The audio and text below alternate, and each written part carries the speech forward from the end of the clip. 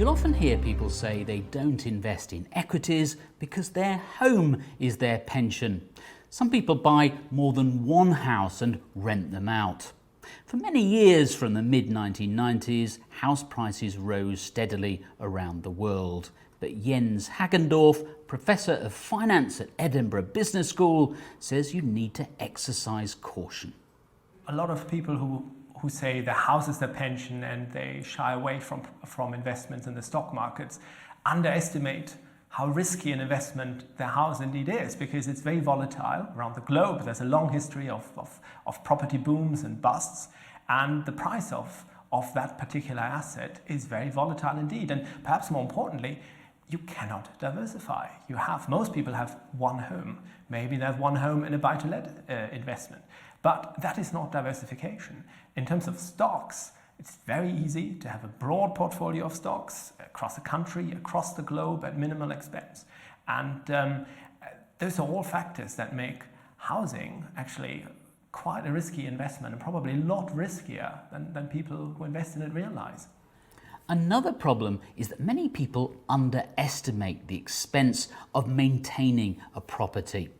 And just buying the property in the first place incurs considerable expense. Economists term the transaction costs are just huge, meaning your stamp duty, your fees, the time it takes to sell a property outside a boom period is very long. And people who say that they want to downsize also need to see often, what is it really that any money they release from downsizing buys them in terms of a pension? Because while a few £100,000, which may be the difference between the property you occupy and the property you move into when you downsize, that sounds like a lot of money, but actually when you turn it into a stable, risk-free pension, it may just translate to a few £1,000s a year. As with equities, the less you pay for property, the less likely you are to have your fingers burnt. So unless you really can afford to, don't pay over the odds.